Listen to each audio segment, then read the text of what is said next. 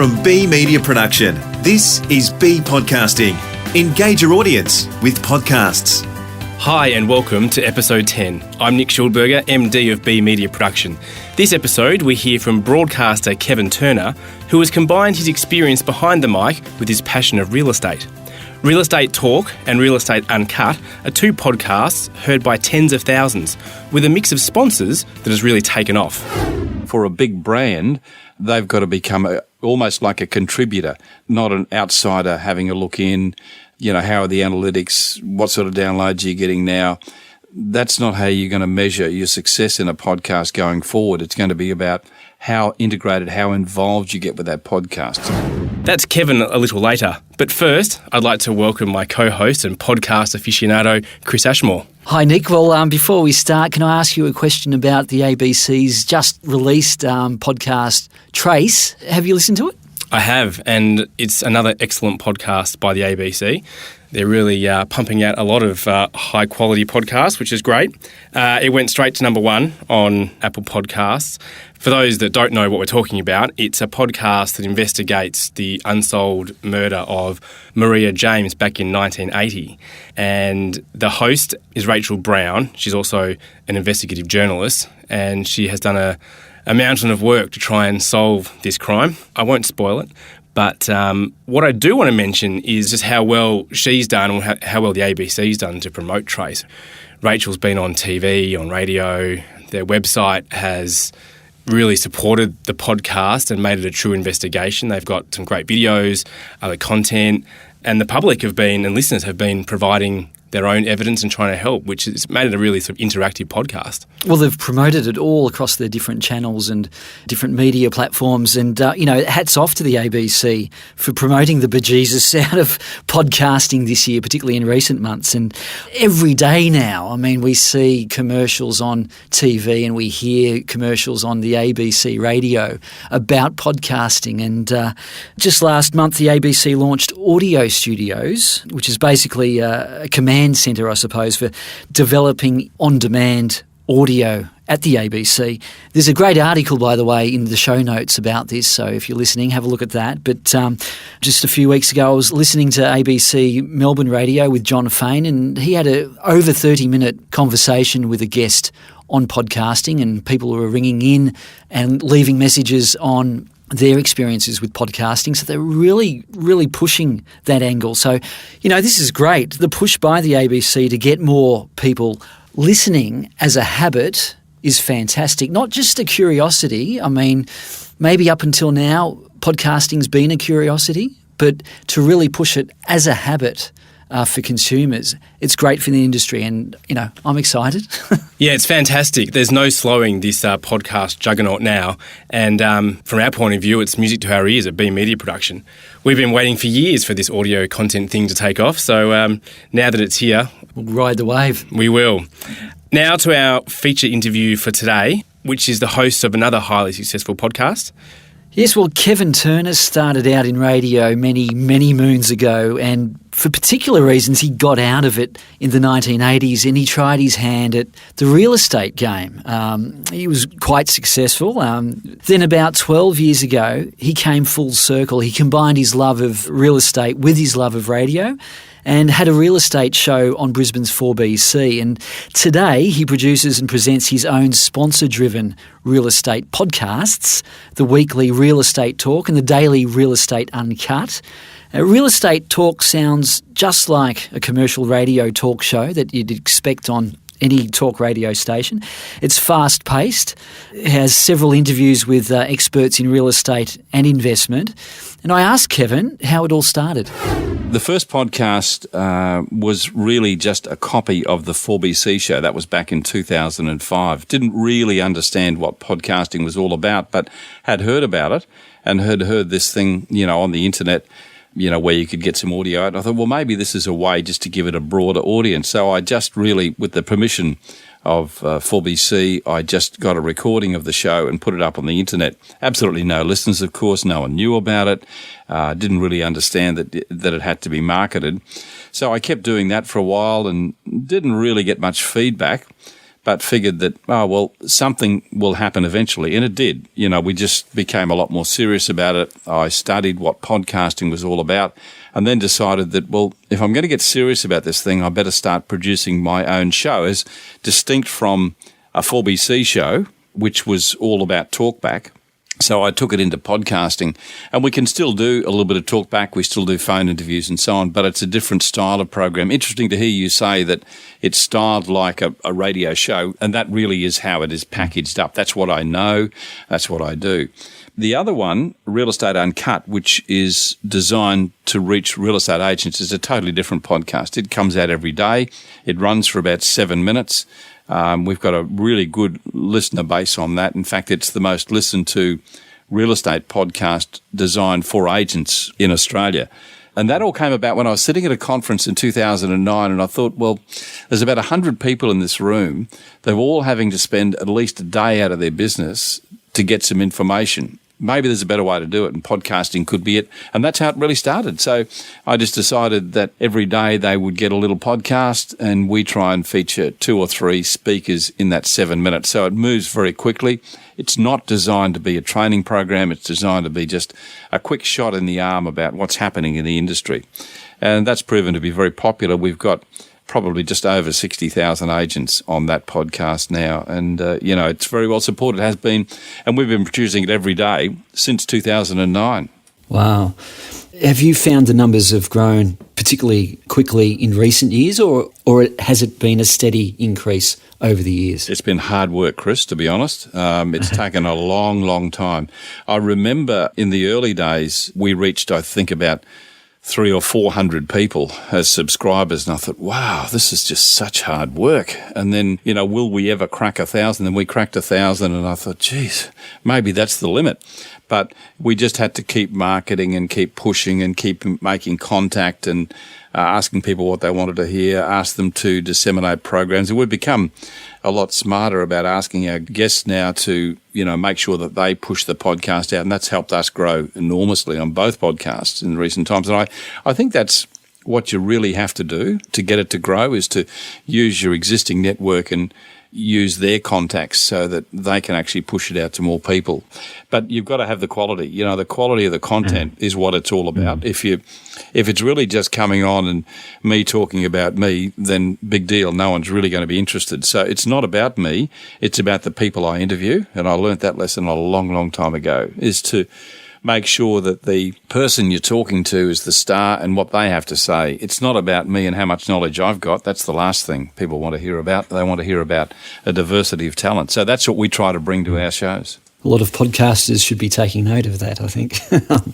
Yeah, well, it's not about ego. And I find a lot of people, jump into podcasting just to boost their ego. And I'd love to talk to you about why people should podcast, and I think they should, particularly if they've got a strong message. But they've got to understand that the message has got to resonate with their listener, and it's not about pumping their own ego up or talking about how great their business is. It's what my business can do for you to help improve your life. If you can get onto that, and then you can make that as your mantra, then I think you'll be very successful as a podcaster.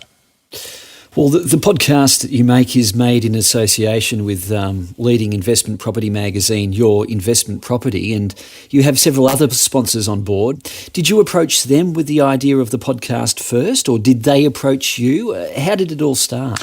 Talking specifically about Your Investment Property, I guess that was just like a meeting of the minds. But to go back to the early days when we started podcasting, it was a podcast with no income. There was nothing I could effectively sell. I couldn't go to an advertiser and say, if you come and advertise with us, I'll give you X number of people as listeners. I couldn't compete with the mainstream media. So effectively, I had to find partners who would have the same kind of passion about communicating with the audience as I did. And I said to them, look, I'll give you a very competitive rate, and I will hold that rate for the lifetime of your existence with me, which we've done. We've never, ever altered their rate. And I do that out of loyalty. Any new customers, of course, now go onto our new rate card. But the existing people who were with me are still enjoying that early rate. And I'll maintain that for as long as they want to stay. So I sort of took that view that I just needed good people to get behind me. And they've proven to be very, very loyal. And that's been quite rewarding. How do you involve your sponsors and advertisers into your podcast? Do you simply throw in a simple little commercial, or is there a deeper collaboration? There's a lot of collaboration. Chris, we try and meet with our advertisers once a month. We talk to them about what their requirements are for content. And, while the advertising can be very powerful both on the site and in the podcasts, I find that advertorial certainly works the very, very best. And, we talk to our sponsors about giving some value back to the listener, but at the same time being able to give them some credit for their business. So what I try to do with our advertisers is not just treat them as advertisers. I try and make them almost advocates or experts in the industry that we're trying to reach or talk about. Like, as an example, for Real Estate Talk, we have our sponsors who deal with investors all the time. So I'm interested to hear what their experiences are, what they're hearing from their investors, which is once again a sharing of the information. So it doesn't have to be a direct plug, but in effect it is. But it's also putting them on a pedestal and saying, hey, they're an expert. If you want to deal with these people, you'll get good advice because that's what they're giving you right here. So that's how we try and do that. And we're doing a lot more video, so we're doing a lot of Skype interviews and so on, which is also, once again, a bonus back to our sponsors. Uh-huh. In terms of your demographic, your listeners, what do you know of the types of people that listen to the program? Are you able to monitor those statistics? And is it mainly those that are investing in real estate, or is it others as well? Yeah, that's a great question. It's one that we spend a lot of time and a lot of money trying to understand who our listeners are, how they're listening to us, how they're consuming, how long they're listening for, what turns them on. And we've got some really good stats on all of that we use to keep our podcasts moving forward. But it's just staggering how many people now are on mobile. That mobile audience is growing astronomically. So your website, your podcast all has to be very, very mobile friendly. Video's the sexy thing. Everyone wants to be in video. It's not consumed as well as audio, in my view. So we'll continue to do audio, but we're ramping up our video component so that, people can still enjoy the same kind of content, but we'll give it to them in video. It's more expensive. It's more time consuming, but it's an area that we have to go into. So we're looking at expanding the consumer podcast right now. We're just going through some plans to do that, to do a couple of things. One, to divide our database up so that we're giving them some fairly unique and very defined content, tailored straight to what they've told us they want to hear and what we know they're listening to. And we'll have elements of a lot more video built into all of that as well. And are your listeners, do they span all age ranges, or are they more your baby boomer generation? It's interesting. Our core audience, as I said, is very mobile, is very tech savvy. They're hungry for information. We know that. The core audience for RET, for Real Estate Talk, the consumer show, is very much people 21 plus. We're finding a lot of young investors, they're really switched on to listening to podcasts, understanding, and they seem to be a lot more hungry for information than even my age group or the age group underneath me. So, we're catering for that. We're giving them different types of investment opportunities. And I'm finding the audience is tending to be a lot younger for both shows. The real estate industry, which the other podcast, Real Estate Uncut, is aimed straight at real estate agents, property managers, and business owners. They're all becoming much younger. I know when I started in real estate in 1988, the average age of a real estate agent was well over 50. It's now somewhere between 40 and 45. So the age group is getting less. And the thing that I'm finding too is that the owners of these businesses, like, it's nothing to hear of a young person 25 actually opening a real estate agency, which was unheard of when I started in real estate. You had to have been in real estate for 20 years. 30 years, and you had to be well respected in the community. But there are some young people now who are harnessing technology in ways that you couldn't even imagine to open a business, and there are some that are even opening it and operating it from overseas and being very, very successful at it. So it's inspirational to get these young people on the show, and the more younger my guests are, the younger the audience will be. So, and that's the future for us. We can't live in the past. We've got to move towards the future. Absolutely. Well, speaking of the future, podcasting's changed a lot, even in recent months, particularly the awareness of it. And you mentioned before videos are probably not as easy to digest as podcasts. But what are your thoughts on the attractiveness of podcasting? Look, I think podcasting is a fantastic opportunity for anyone who's in a business, who wants to elevate themselves, put themselves on a platform to talk about, the benefits of dealing with me in a business. Now, there's a fine line between that, and it goes back to what I said earlier about making sure that the guest is the star. So you become an expert in a field by talking to other experts and elevating them. You'll get really tall by standing on tall people's shoulders. So it's not about pumping me up. It's not about pumping up my ego, but I'll become a lot more successful if I get on the shoulders of other successful people. So if I were running a podcast and I were, say, a business coach, I'd want to collaborate with other business coaches who could actually show how intelligent I was about my business by inviting them to come and join me. So it's pretty much what we do. Like I'm a property investor, but I talk about other property investors, and we have a lot of buyers agents on who will talk about their business. For bigger brands, though, for larger companies that ain't necessarily thought leaders or individual consultants, how can brands get on board with podcasting, and why is it attractive for them to, say, sponsor a podcast? What are the benefits? Well, I guess if they can have a little bit of control of the podcast, which is what they have to do, it's not just a matter of sponsoring and, getting branding out of it. I think it's a matter of, how your brand is going to be represented. We've just done a deal with a major advertiser who's in fact going to be our biggest advertiser in the months and hopefully years to come. And they are looking at it as a branding opportunity. They understand fully that they've got to have to integrate with the content. They're going to have to provide more content, and they'll have to provide commentary. So they're not focused on the advertising. They're not even focused on the ads on the website. It's going to be all about the content that they'll help create and become a part of over a period of time. So I think for a big brand, they've got to become almost like a contributor, not an outsider having a look in, how are the analytics, what sort of downloads are you getting now?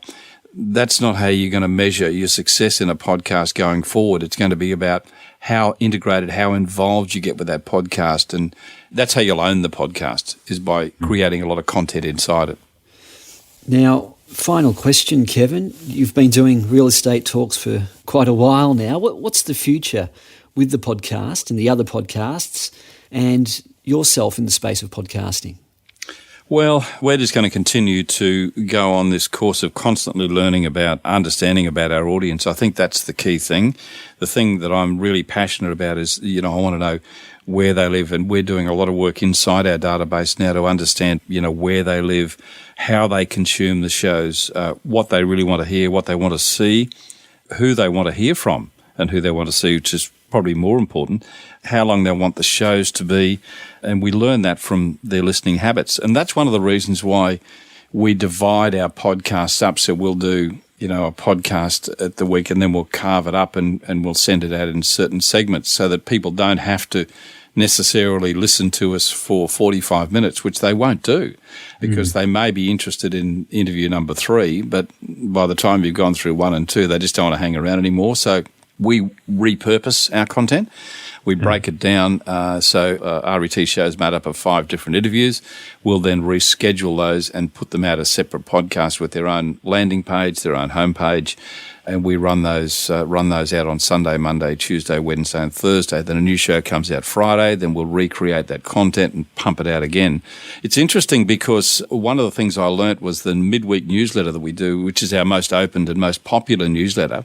That's just a series of things that you may have missed during the week, which is where we repurpose a lot of our original content from the weekend before. That's the most opened EDM or newsletter that we send out, because we actually give them the opportunity to go to each of those individual podcasts. And I think that's what you have to do, is understand that, unless you've got really compelling content, to get someone to listen to a podcast for anything more than 7 or even 8 minutes is really difficult. And I think, look, I've heard podcasts where it's taken them 8 minutes just to get over the ego of saying, hi, how you going? What did we have for breakfast this morning? It's a beautiful day where I live here. Who cares about that sort of stuff? That's not, I don't think, why people want to listen to podcasts. If they do, it won't be on a regular basis. That's Kevin Turner. He's got a great voice, hasn't he? Oh, I wish I did, yes. I think the most interesting thing for me in that interview was where he said that he didn't realise that the podcast had to be marketed. And It actually was something that came up in a discussion just yesterday with Sarah Mitchell from Lush, who we was on the last episode of Be Podcasting, and she said that a podcast is great for content marketing, but you actually have to market the content.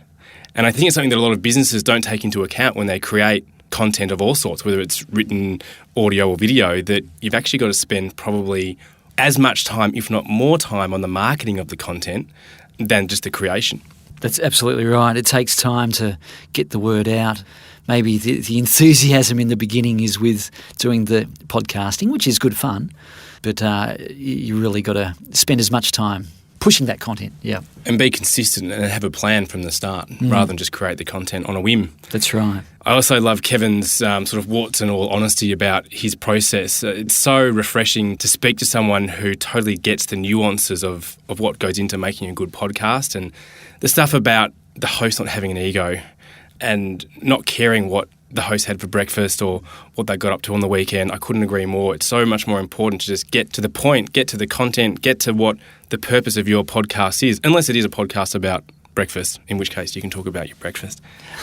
He also was quick to realise that a podcast is different to just repurposing a radio show, and I think that's something else that the industry is grappling with at the moment, with a lot of radio stations, because they've got the resources and they're creating audio already, just simply repurposing. So getting back to the ABC, it's great to see them creating a mix of repurposed stuff but also podcast-first content.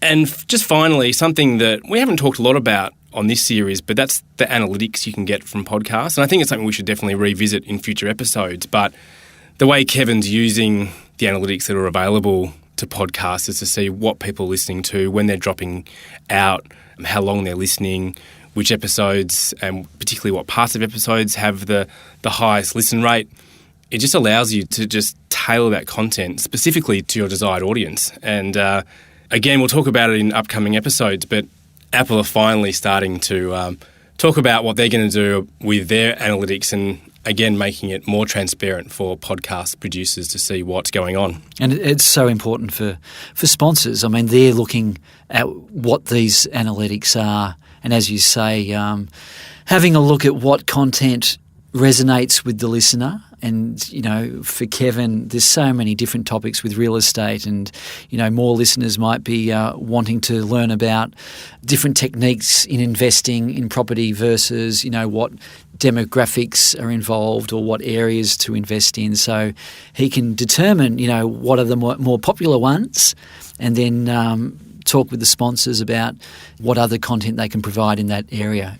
And the way he introduces the sponsors into the program too, I think, is really important. He doesn't just run ads. He deliberately uses the expertise of the sponsors to provide content, which becomes more advertorial than throwing an ad straight down your throat, which, again, you get more of on radio because of the way the blocks of ads work.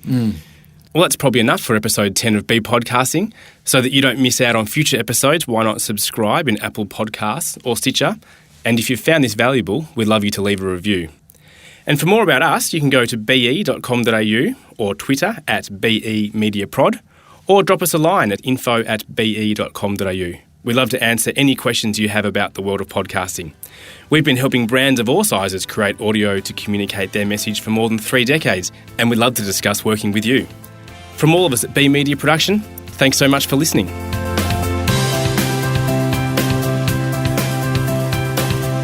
Be Podcasting is produced by the team at Be Media Production.